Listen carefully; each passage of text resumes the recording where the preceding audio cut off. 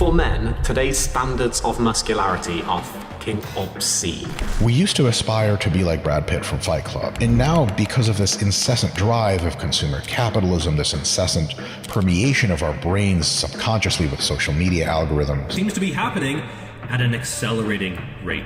We are led like sheep into the slaughter to ever more muscular and lean physiques. To the point where a great physique 10 years ago can be considered average or even bad by today's standards. Mike Chang, Scott Herman, Jeff Nippard, their natural status used to be perceived as highly questionable. Today, people are calling them average. Follow the science-based guys. Why is it that you remain so mediocre, yet you know so much? A shift we can see in Baywatch, Marvel movies, amongst modern superheroes, reality TV shows, and suspiciously muscular Netflix teenagers. What is wrong with you? You think this is a dad bod? Have you seen what most dads actually look like in the real world? Experts are worried it's an issue that's trickling down from the bodybuilding world, an illusion driving many to shortcuts. Hot take, but I think guys being a little overweight like this is attractive. What? So why are experts worried? It's about to get a lot worse. And how did we end up in this position? Is that what a man looks like?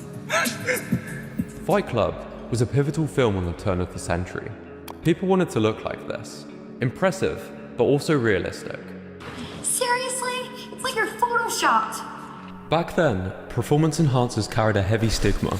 Take steroids and eventually everyone will see you for what you really are. A fake, a fraud, an asterisk. But in bodybuilding, they became essential.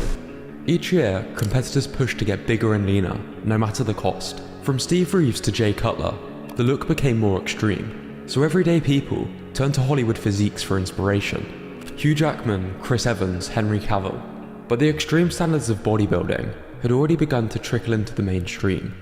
Video blogs blew up, then Instagram, focusing the attention on the visual. Fitness wasn't just about health anymore, it was about aesthetics. More and more influencers joined the scene, but it was ultimately the most impressive looking that rose to the top. Genetic outliers, with many suspected of taking shortcuts to get ahead. Guys like Mike O'Hearn and Simeon Ped, those guys aren't natural, but yet they claim they are, and so they also stand out. The demand for more impressive physiques was reflected in Hollywood, with the remaking of Baywatch and progression of Chris Hemsworth, Zac Efron, and Hugh Jackman. But people began calling actors out for secretive steroid use. Reporter Greg here, reporting the news. The Rock's lying! This kindled the demand for humbleness, honesty, and transparency. So a new type of influencer emerged. I am sick of fake influencers. But some people started being a little too transparent. Yo, what's going on, guys? Today I'm going to teach you some steroid maths. Perhaps normalizing and glorifying steroid usage. It became less taboo and more accessible, which led to a sharp rise in young users. That's why it went viral originally as short form, because nobody ever thought about posting videos of them injecting steroids and then working out. Some influencers began to use Photoshop and camera tricks to stand out. These aren't the only people in the industry doing this. Check your newsfeed. If you follow a lot of fitness people, I guarantee you will find more that are doing this. This became such a problem. The Instagram versus reality subreddit gained over 1 million followers, exposing many people for using filters and tricks. But what people watched trained the algorithm, so social media learned exactly how to keep you scrolling. Now, if you ask ChatGPT for the average male that goes to the gym regularly, you're presented with this. There's nothing average about this body for a 35 to 40-year-old male who goes to the gym regularly. It worked this out from the internet, where edited and optimized bodies aren't rare, they're the standard. Body dysmorphia is becoming a cultural aesthetic as opposed to a mental health issue. To many, natural doesn't even look normal anymore, as highlighted by the recent trend, showing long-time lifters revealing their physiques in natural light, only to face brutal criticism. This is what 8 years of training looks like, achievable in 1 year. This is 13 years of consistency, 13 years. You can easily achieve this in 2 to 3 years. We're talking about bodybuilders here. Yet, while some worry about physique inflation, others argue we're glorifying obesity. To understand what's really happening, we need to look at the data. Is the average man actually getting fitter? The average American is 5'9", 200 pounds, with a 40.5-inch waist, putting body fat between 20 and 30%. Obesity is on the rise. The average American eats around 3,500 calories a day and takes just 4,800 steps. No wonder health span is falling. In fact, 1 in 4 people can't do a full squat, and 1 in 3 can't manage a single push-up, according to a UK fitness report. But the average fitness enthusiast is likely more muscular thanks to better information, equipment, and resources. A good thing, since the fitness industry has made things easier.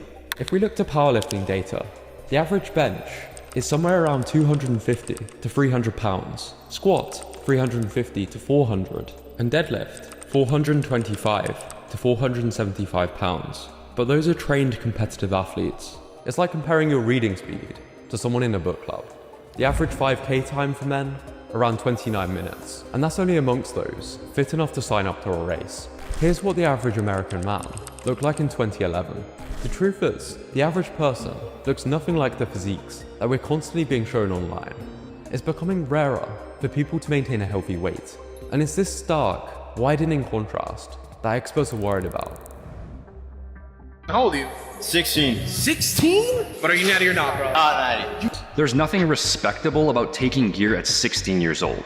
Today, there's more teenagers doing steroids than ever before. People who have barely been training, jumping straight to enhancements. The rise of people using steroids while claiming they're natural, or just eat chicken, broccoli and rice, is fueling unrealistic expectations, leading many to give up on their fitness routines altogether. Reckless performance-enhancing drug use and poor mental health.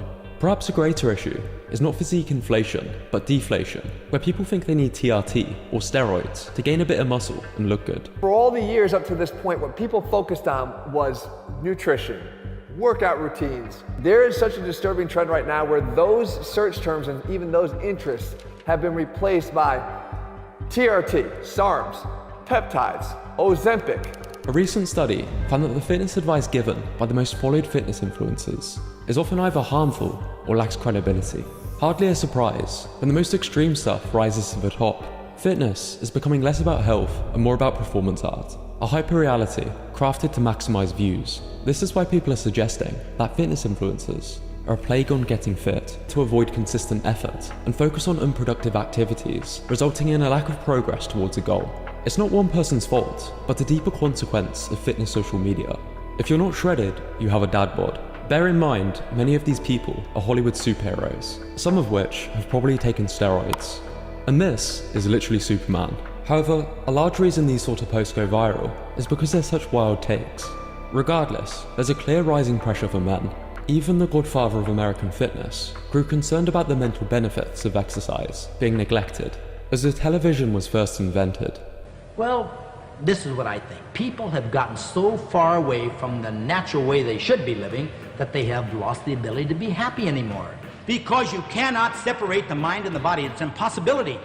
Exercise is not only to make you more beautiful, more glamorous, but the therapeutic value of exercise, how it relieves nervous tension, how it increases your pep, your energy, and your vitality. That's the wonders of exercise. You only fail if you stop. Gym inflation might be a thing on social media and in comment sections, but in reality, things seem to be heading the other way. Most of the people mocking top-tier physiques or real fitness progress. That's why curating your media diet is crucial. Follow people who actually benefit you, not negatively warp your perspective. The term influence means to have an effect on the character or development of someone. Be mindful of who you follow and be careful of who you let influence you. Be proud of your own progress and remember that a vast industry profits off your insecurity. It's hard to worry about other people's grass being greener when you're more focused on watering your own.